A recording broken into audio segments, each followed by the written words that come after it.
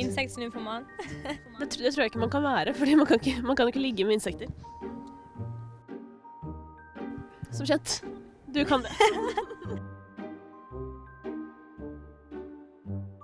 Det er jo sånn at når man googler ting, ikke sant, så kommer Google med forslag. Hva tror du det er for deg? Sikkert Aurora Borealis. Jeg tror det finnes pålegg som heter Aurora.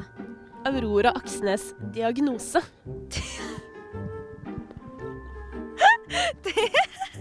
Oh my god. Ja, jeg skjønner at folk lurer litt. Og jeg er med på det.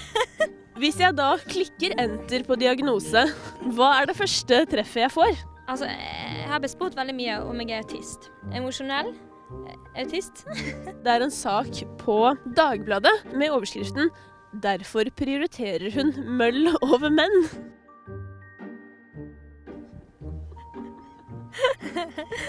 Hva er det for en sak? Jeg tror jeg var i bilen i Tyskland, og så hadde jeg et intervju på telefonen. Og så spurte han om jeg var singel. Så sa jeg ja. Samler du fortsatt på møll? Ja. Så det vil si at du prioriterer møll overfor menn? Og så var det sånn, ja, vil du si det? Og så visste jeg etterpå at faen, det blir overskriften. Insektsnymphoman. Det tror jeg ikke man kan være, fordi man kan ikke ligge med insekter. Som kjent, du kan det. Hva er det siste nettstedet du besøkte på mobilen din? Jeg tror faktisk det var Google Funny Horses.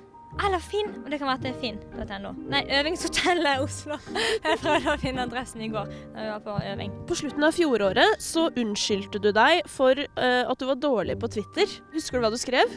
I'm sorry for being dårlig. So sorry. Du ga på en måte en grunn til hvorfor du var så dårlig. Fordi det falt? Nei. I think we all can agree that I'm very bad at tweeting. I am so sorry, but the world is so exciting. Ja, altså jeg liker bedre å være her enn på Twitter. Det gjør jeg. Jeg får av og til beskjed av plateselskapene. Nå må du snart si noe. Nå snakker vi til Aurora. Du, hvilke 3 sjangere driver du med ifølge Wikipedia? Sikkert pop, elektronika, heavy metal. Det skulle du ønske. Ja. Du er sånn halvveis inne på noe. Du skal få et halvt poeng. Du driver med indie-pop, elektropop og synthpop. Åh? Ok. Det er litt sånn 80-talls synthpop der. Hva er den mest sette videoen på din YouTube-kanal? Sikkert Runaway. Runaway høres skikkelig bergensk ut. Men ja, sikkert den. Ja. Er det den? Det er riktig. Første poeng! Hva fortalte du til Vogue at det er grunnen til at du bruker foundation? Jeg rødmer. På scenen så må jeg bruke foundation, for jeg rødmer utrolig mye. Bare av å være med folk. Ja, det er helt riktig. Ja. Du postet nylig et bilde på Instagram med teksten «Lying Easter eggs in Norway». Ja. Hva var posen din på det bildet? Jeg vil gjerne se den. Jeg tror jeg sa sånn. Det siste dyret som fikk oppmerksomhet i dine sosiale medier? Ikke ulv. Nei. Ikke fugl. Nei, du postet... Jeg er veldig glad i isbjørner. De er kjempekule.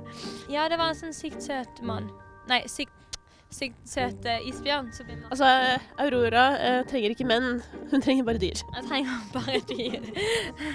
Jeg synes det gikk egentlig bedre enn jeg hadde forventet, fordi jeg tenkte at du postet på internett og slettet det fra hjernen, hvis du skjønner. Ja, jeg gjør egentlig det. Ja. Men du spurte jo om isbjørn og sånn, det er jo sånt jeg går og bærer i hjertet.